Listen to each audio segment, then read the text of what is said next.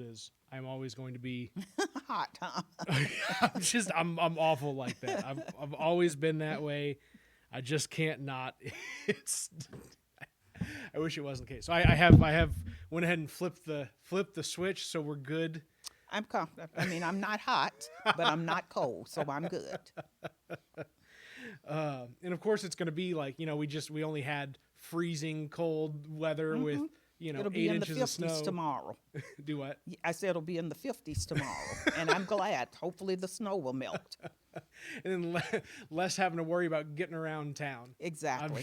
Exactly. I've dug cars and stuff out of the driveway enough this week that I'm over it. Okay. Well, and you're out for. Do they even scrape your streets or anything? So yes, we do. Oh yeah, they actually you're do real Carbondale. well.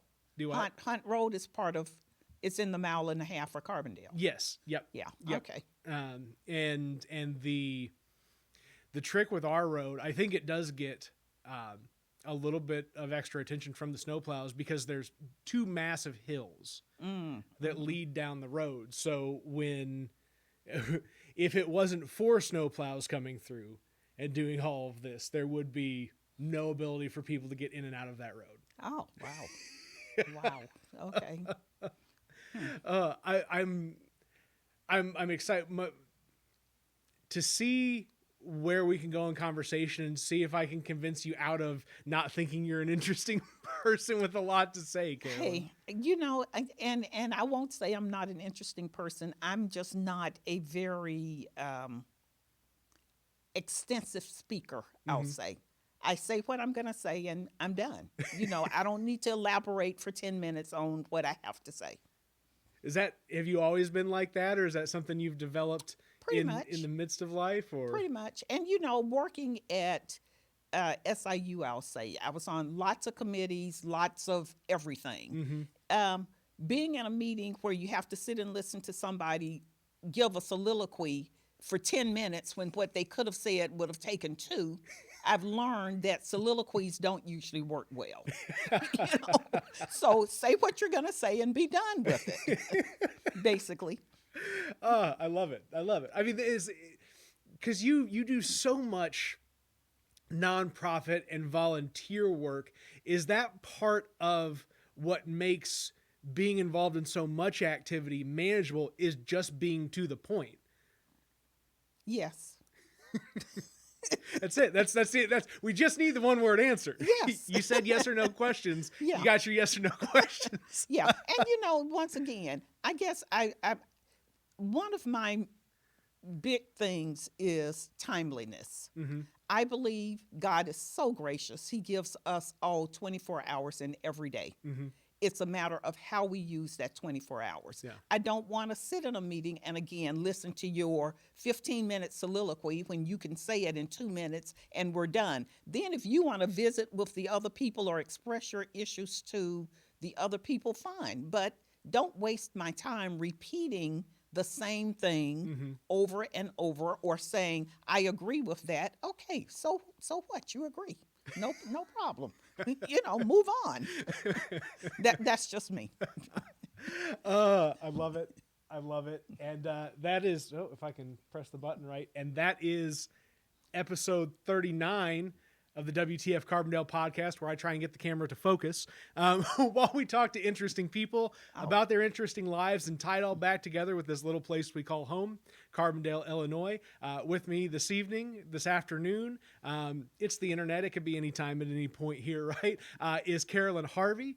This conversation is part of the series of conversations with folks who are running for city council here in 2021 in Carbondale. Carolin Harvey is a seated councilwoman. She is so many things in this town. Most anything, I would say,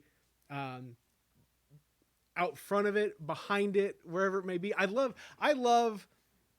the year and a half before COVID hit, where it felt like everywhere I went, Carolin Harvey wasn't just there. Carolin Harvey was there working. Am I supposed to respond to that? Yeah, if you'd like to. I guess you just shut it down if you want to. No.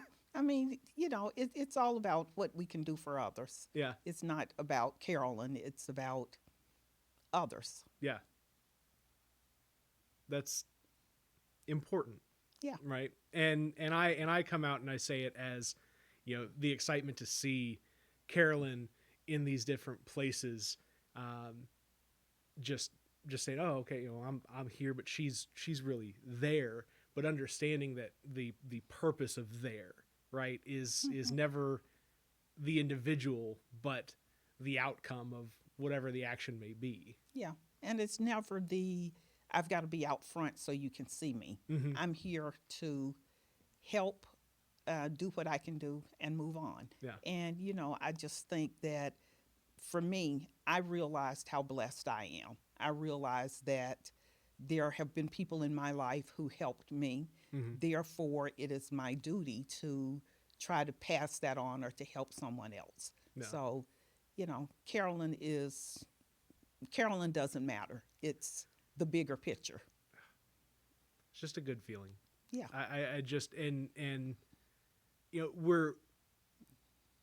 we live in a place where there are so many folks that have that attention to community as a whole, Mm-hmm. and not to self. I mean, does being able to find other selfless people in your immediate environment make it more manageable to devote your time to these things?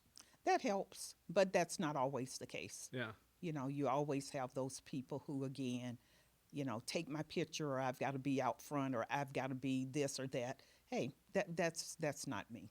I just want to do what I can do and move on, like I said. So, okay. And then sometimes they can't help but be like, well, we're going to have to take your picture, Carolyn. You do have to be in the picture. You're like, oh, fine. Yeah. Yeah. Well, okay.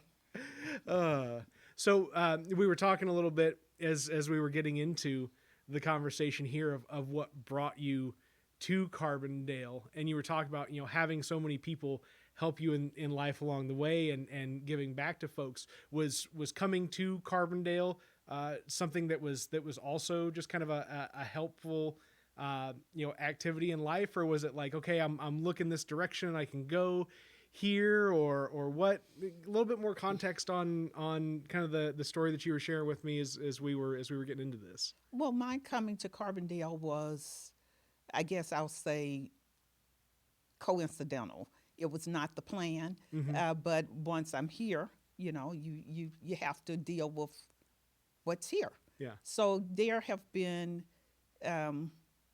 people from day one of my arrival in Carbondale who have helped, done things for me that I would never expect them to do. Yeah. Who have helped me to become a better person, to realize that, there is more within me than I could see within myself, I guess. Yeah. So that's always a good thing for people to be able to see what you can actually become, Yeah. and then to help you become that.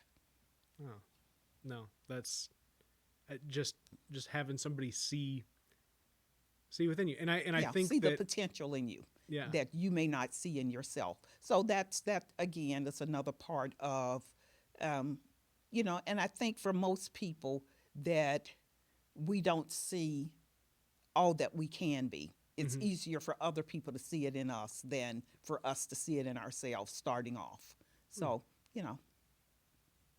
Does it and it takes a certain level of vulnerability and willingness to kind of let people in to see more in you too. I mean, is that for me at least? If I'm contextualizing this as Nathan, I can think of really up until getting married that I didn't always let somebody see the whole of me. I mean, do you feel like that was something that you would have struggled with in your younger days of having to let people in to identify who Carolin Harvey is and the best in yourself? Sure.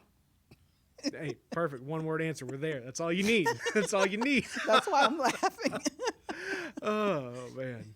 I think it translates well though to just you and now. And I've anytime I've heard you engage with folks in a public space, it's like you're looking to get people to identify in themselves how they can take on whatever their concerns are around them, because it's not just one person sitting, at a dais that can fix everything for everybody. Yeah. Identify the problem and then become part of the solution. Yeah. No, that's good. That's good. And then, so you went to school.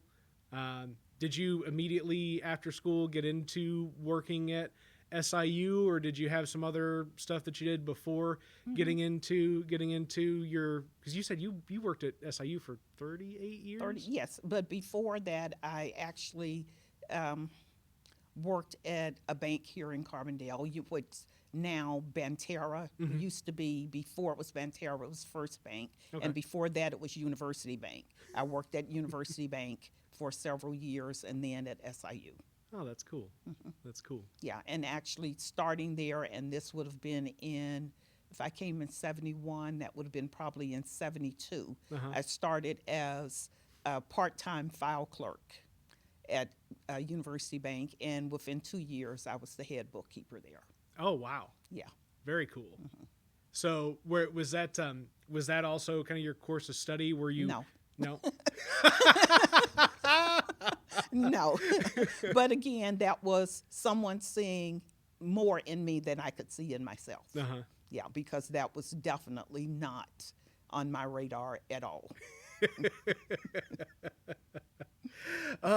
That's why it's all coming together in a very short time in conversation where all these things start to snap in and make sense, Carolyn. It's like, all right, head bookkeeper, okay, making meetings run on time, right? Where these two things meet, and making sure that that everything is structured like it needs to be. Yeah. Right. And that just plays right back into I love it,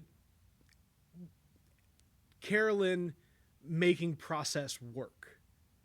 Right. That is, whenever I talk to people about just what's going on around town, and if we end up talking about city council activity and what's going on, one of the chief components of that is always Carolin Harvey is on it for process and form and function.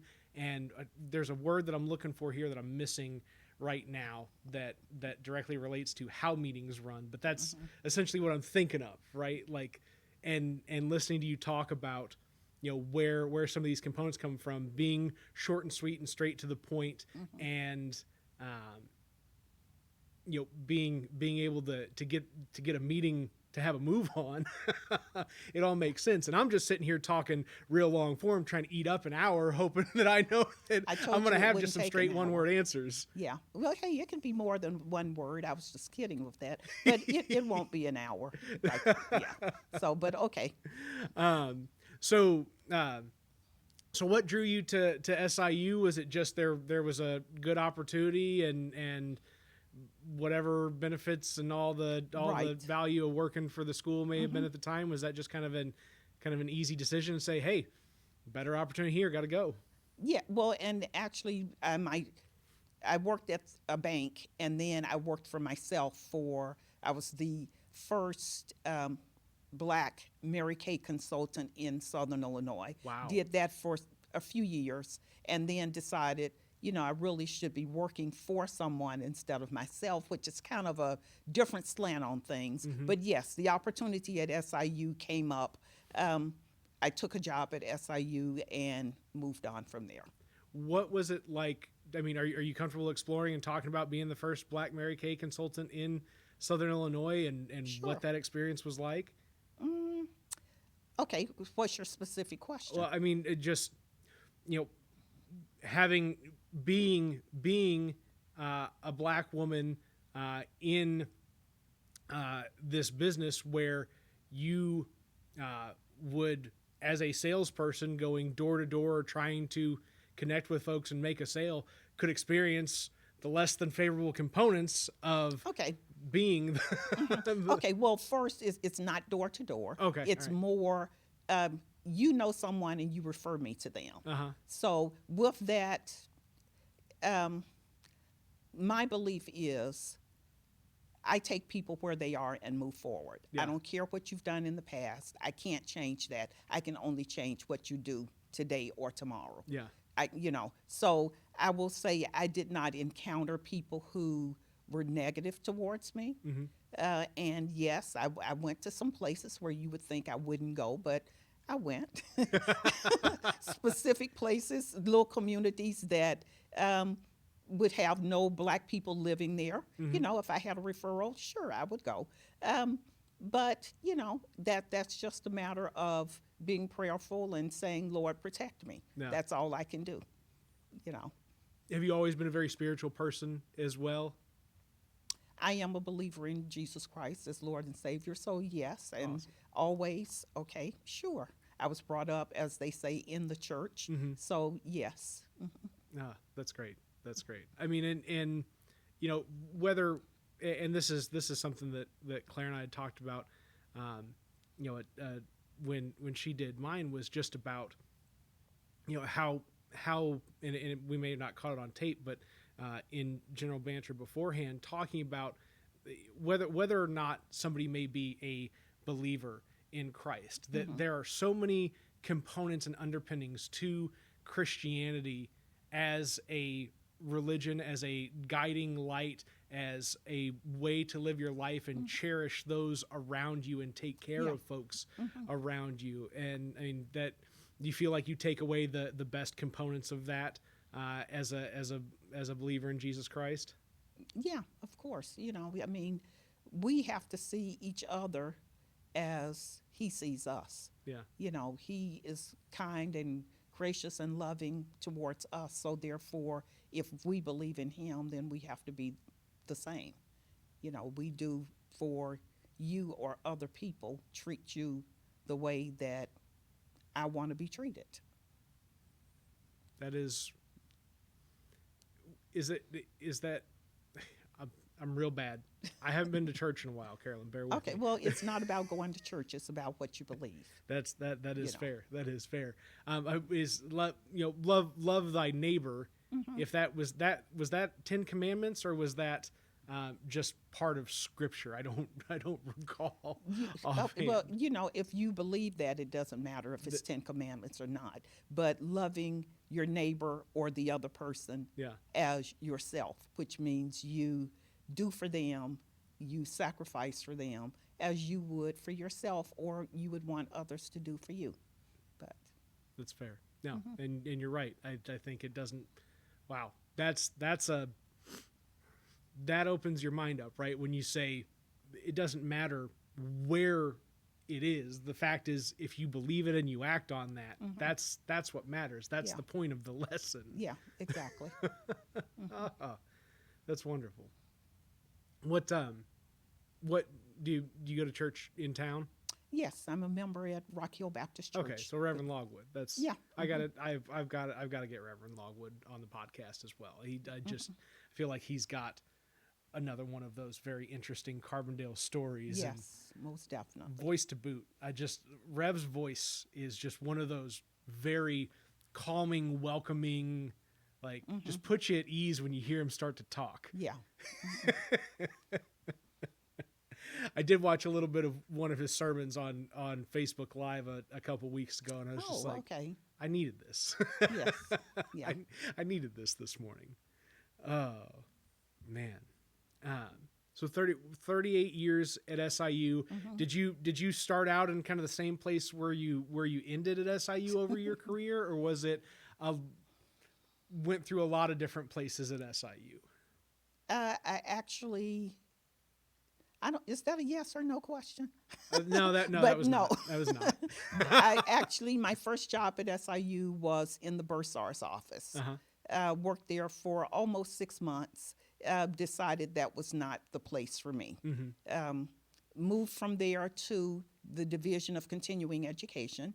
Stayed there for approximately 35 years. Loved working there, loved the people, loved the mission, loved what we did there. The university decided to actually split that department into two parts.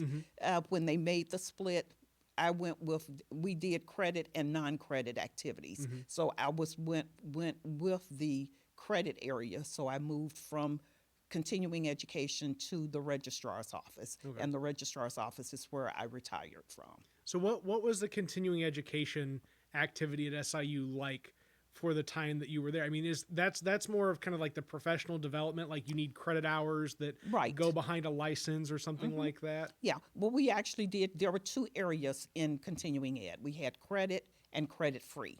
Credit means credit towards a college degree. We were one of the first to actually offer online credit courses. When I started there, we were also offering credit towards a college degree to people who are incarcerated in several of the Southern Illinois prisons. Wow. Non-credit would be camps, workshops, conferences, that type of thing. Yeah, so two different areas that worked separately but had the same mission.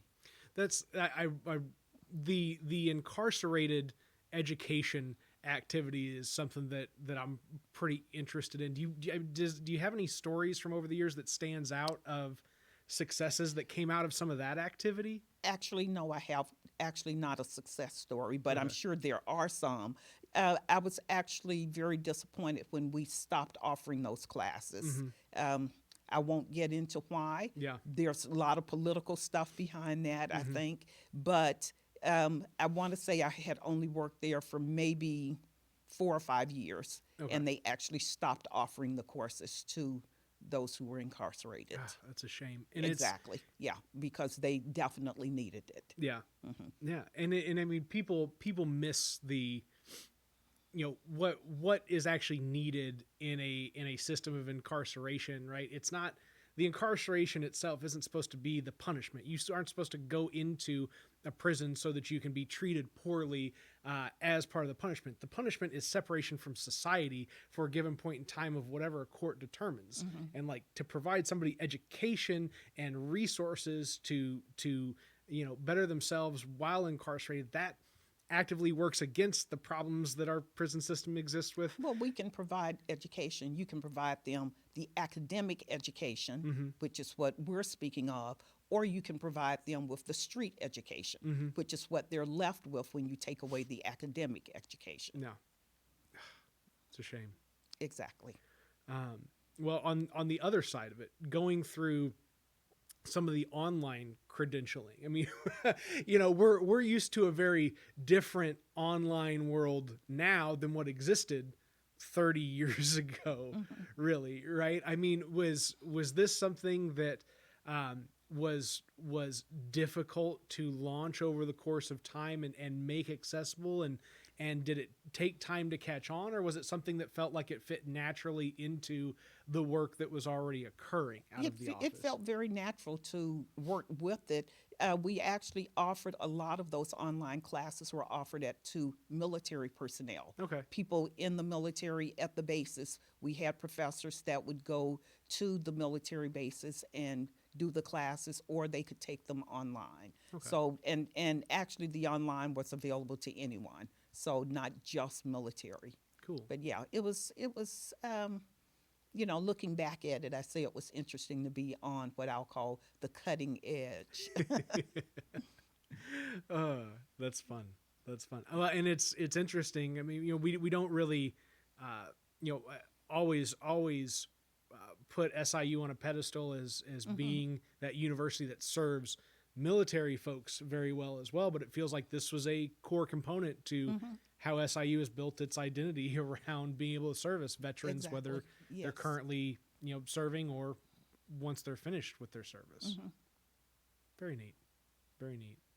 And just even though unfortunately the service to incarcerated populations was not a long-term activity for the time that you were there, but it's people miss the tie-in together between, the reality is somebody that's in the military or somebody that's incarcerated is still working through an institution, Right. and the similarities of simply having to exist and operate within a structured institution like that.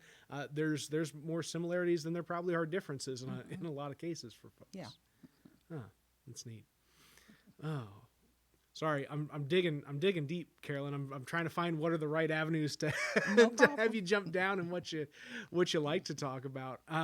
Do you have hobbies and stuff that are outside of just doing community work and contributing? Is there anything that you love to do? I'm thinking of Jess specifically. We talked a little bit about how he loves to cook, and that was something that I didn't know about him until. Cooking? No, my husband cooks and I eat, so that works well. I like doing, I like to read and I like Sudoku. That's my release, I guess, my downtime. I like volunteering because I like helping people. Yeah. Yeah, so that's basically it. I don't do any of the cooking or gardening, and that's just not me. Not a motorcycle rider. No. Yeah, that's okay. I was just No. seeing if we could go for a cruise No. sometime. No. So I mean, it all seems like it keeps coming back to math too. I like math. Were you interested in math and good at math from a young age? Was it something you got into in college, or just? I guess yes to all of the above. Yeah. Just step by step. And I guess the math thing is numbers don't change. It is what it is. Yeah. So it's very cut and that's it. So yeah. Matter of fact. Yes, matter of fact. Yes. This is the cool part about these conversations that I was really looking for, and like why I wanted to do this, right? Just kind of explore what makes somebody the person that they are, and share that with the broader community through media, and the different things that you're sharing about math and being a very straight to the point person. It all kind of comes together, and it's like makes a very clear picture of like, oh, okay, I get Carolyn a little bit better now. Like it, for no pun intended, things add up. Thank you. Yeah. I'm sorry. I'm so sorry. Okay, I'll forgive you for that one. Oh, that's funny. No, and it was neat. I really appreciated when we were kind of putting this together that you were already somewhat aware, having known that Jenna had done the podcast, and we had talked about you a little bit. Yes. And yeah, we did talk about you just a little bit on the podcast. Okay.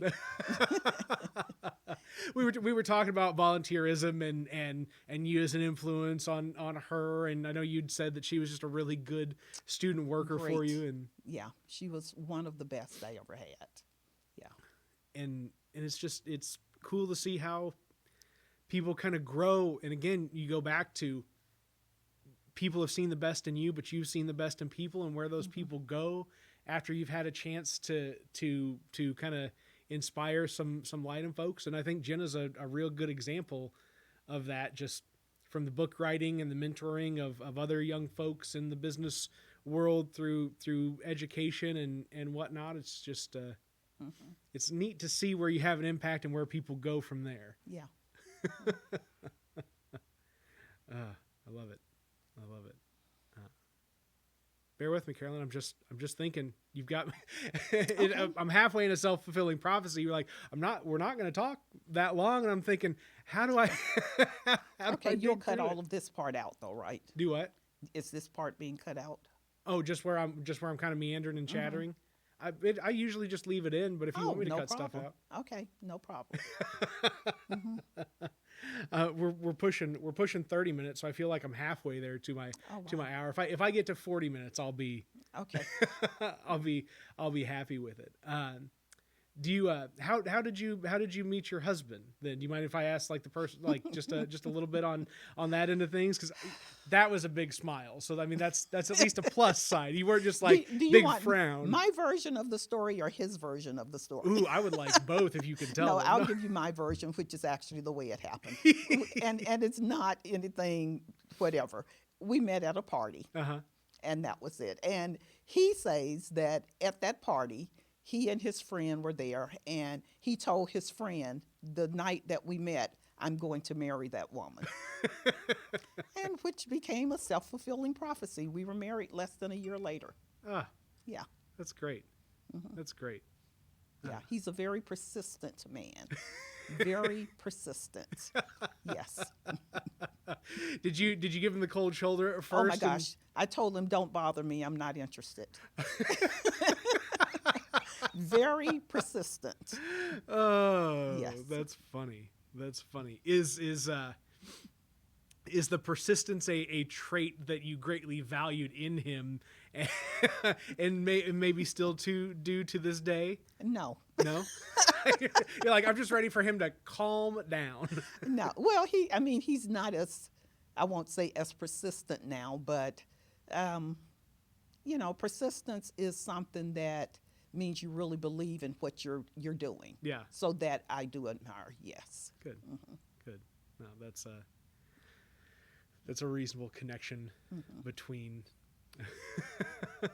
between the two components that you're truly devoted to and care Committed for. to what you're doing. And, as a wife, sometimes you need to know that what I say is correct, not what you say.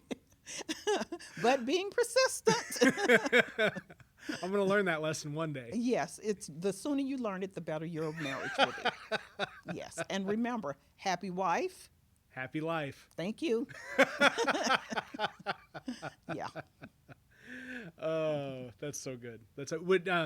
Did he work at SIU as No. well, or what's? He did as a student, but his degree is in industrial technology. Oh, wow. So Awesome. he worked for Consolidated Coal in Pinckneyville for several years, and then he worked for ISP Chemical Company in Calvert City, Kentucky, for about 25 years. That's great. Yeah. Would he commute to work and Every day every day? when you have a good wife to come home to. That's right. Is that about an hour and 15 minutes, or is that a He longer said drive? 90 minutes one way. Yeah. It's devotion. Yeah, and I want to say in the 25 years or so, he only did not come home maybe 3 times. Once was when we had that terrible snowstorm and the interstate was closed, and the other 2, I don't even remember. But yeah, he would come home every night That's phenomenal. or every day. Whatever the time was working out. Exactly. That's real neat. In the industrial engineer, and people, if you don't see it, it's kind of out of sight, out of mind, right? Like, you think about industrial park spaces all over town, and how, Intertate Polymer Group, right, over in Millennium or whatever it may be, the second industrial park there. It's like, who are the folks that are in there doing that? It's people that have similar backgrounds to what your husband does in the engineering world. And Yeah, he actually worked at the chemical company. He actually worked in their lab. They produced several commercial products, so he worked in their lab. Did he ever have any patents or anything like that shown to him, or was he just kind of No. doing the science day to day? Yeah. Okay. I dig that. I dig that. And it's, again, that's where the core of business happens. People think of business as, oh, well, there's just this thing that exists, and then there's people that sell it and whatever else, but they don't think about who's on the back end really putting these things together. Yeah, making sure that it all lines up the way it should. You think that's what makes him a good cook as well? I don't know. I just think that it makes him a good cook because he cooks. Just that he does it, period.com. He cooks. So I gotta get past the microwave. If I want to have, Oh, if I want a please. happier wife, I've gotta. Yeah. Please get past the microwave. Yeah. The only thing good for the microwave is popcorn. It's reasonable. I don't think we could live off popcorn alone. Yeah, I think, no. I think me and Peyton could live off popcorn alone. I don't think that the Marie and Zach. Yeah. I think I'd be in trouble. No, that's cool. Did he? So always having to do the commuting. I mean, was that? Maybe that was ice. That sounded Yeah, like I ice. think so. Have you guys always like tried to get the little gas sipper cars and like tiny little Oh, cars? Yeah. He'd He's get- always had a smaller car and often brags about, oh, I've got 200,000 miles on this and it's still going. Yeah. You know? So with him, yeah, it was always a small car because of the commute. Yeah, that's fun. That's fun. It interests me. Grew up. My dad would always commute one way to work, an hour from Carbondale to Galatia to work in a coal mine. I only spent like 1 year commuting to Cape Girardeau for work, and it takes a special kind of person to drive that much. Yes. Yeah, most definitely. And get around. But loves the job, loves his family, Yeah. doesn't mind the drive. Yeah, exactly. And we have two children. We have a son and a daughter. My daughter is Nija. My son is Jairus. Now I went to because Jairus and I are the same age, so because he graduated 2007, right? Yes, right. Yes. And then is your daughter older or younger? Nija's older. Okay, all right. What year would she have graduated? 99? Okay, so she's like Yeah. older. 8.5 years that, older. That would make sense. She's more my cousin's age then. So no, Jairus was always real kind to me in high school. It was and still see him every now and then.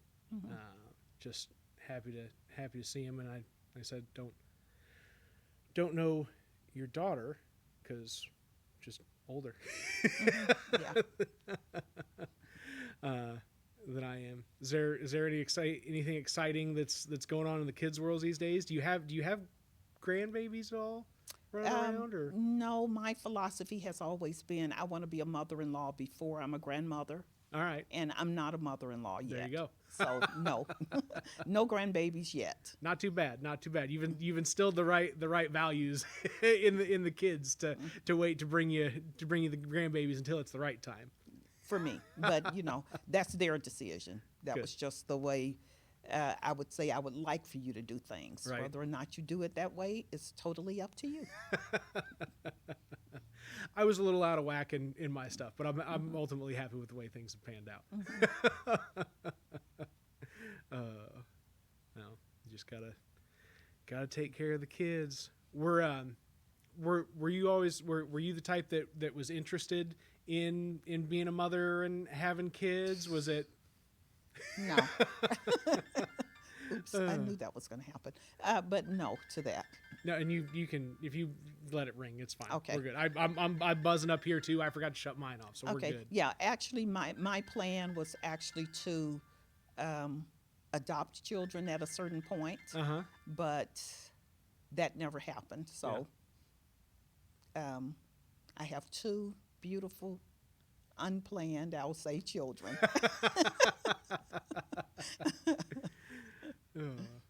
No, that's good. I myself, I don't think that I was a planned baby. My kids weren't planned babies. Sometimes the surprise gifts are the best gifts of all, right? Yes, Or at most least that's what you definitely. tell them so they don't feel so bad. Hey, well, yeah, we were married for 7 years before I had Nija. Oh shucks. Yeah. So Yeah. You guys were well settled into. exactly. Good. Good. Are you a? Did you ever have Were you a pet person at all? Dogs, cats? Our family had a pet, a dog. I wasn't sure that was a.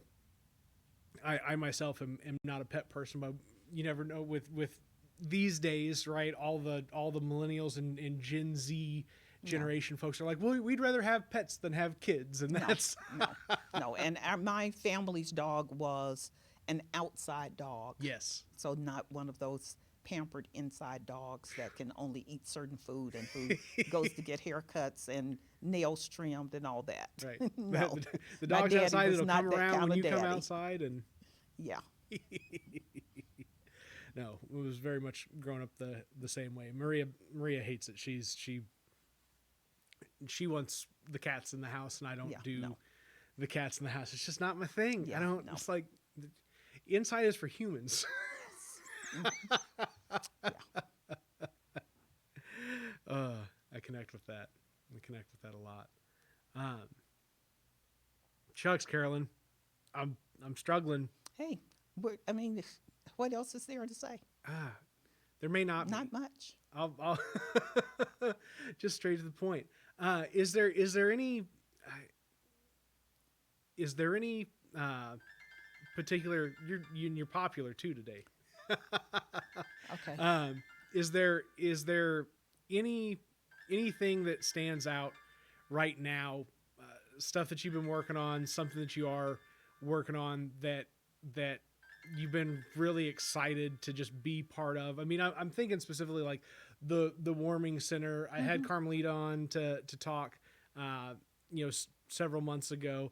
Actually, it was funny. I reached out to her, and then the next day, Gary was like, "Hey, you should reach out to Carmelita and talk to her about the Yeah. warming center." I was like, "Cool, your support is exactly what I needed to really convince her to come in here." Okay.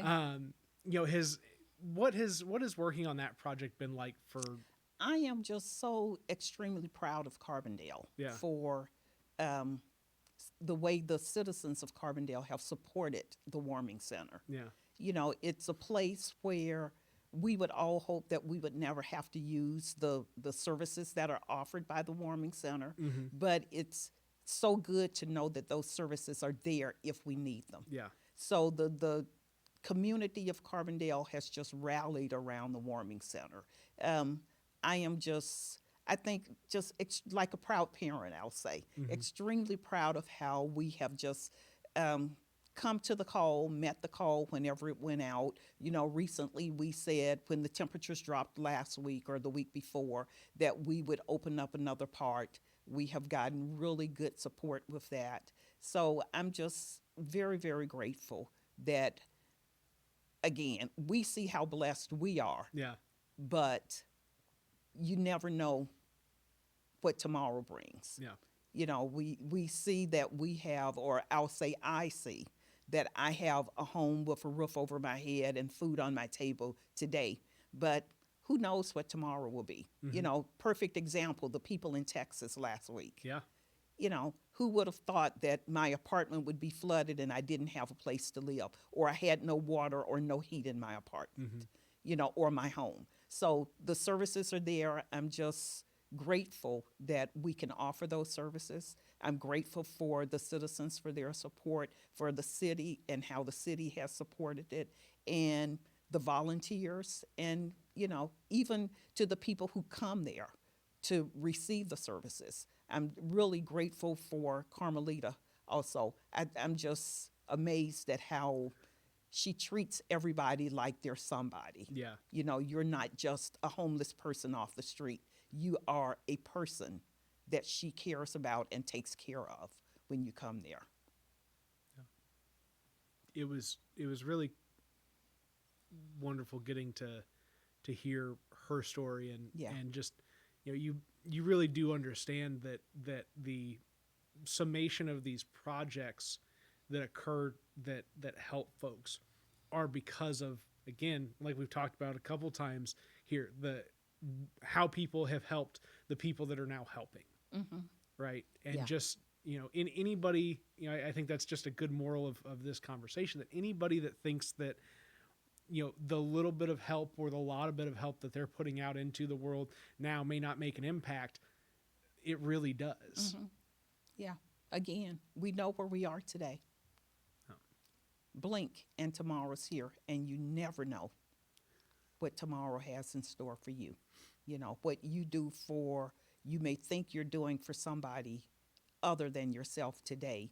You may be in their shoes tomorrow Yep. and need those services, or, it could be you or it could be your sister, your brother, your child, your mother, So, yeah, I think the warming center is just one of the things that I'm very proud of right now. Good. And like you said, it's something that's a point of pride for the whole community, and it's Most definitely. really, really worthwhile there. Yeah. Well, is there anything that obviously I haven't gone all the way around the world on our conversation, but is there anything that that I'm missing that you would want to share? Anything that you would like to guide me into talking about? You're like, no, Nathan, I've already talked enough. And I guess to me the thing I would want those to know is that I'm running for city council for the third time. Yeah. I want to win, or I wouldn't be running, of course. And I would encourage people to vote for me, because I think I have or I would like to be the voice of what I call the average everyday citizen. Yeah. I'm not high and mighty. I'm not this. I'm not that. I'm Carolyn, and I'm always just Carolyn. I want to listen to what the citizens have to say, and then try to put that into practice. Awesome. Thank you, Carolyn. And that is episode 39. Oh, There we go. As I get it to focus in here, a little bit shorter than the normal podcast, a little bit too much talking from me, probably, but that's because the answers are direct to the point when you're talking with Carolin Harvey. Another one of the interesting people living an interesting life in this little place we call home, Carbondale, Illinois, and another part of the 2021 City Council Candidate Series that we're doing this podcast for, so that folks out there can get to know the folks that are running just a little bit better, because they, we're all your friends, we're all your neighbors. Just like Carolyn said, she's the everyday person that is there and accessible, and that's worth knowing. So have a good one, folks, whatever that one may be.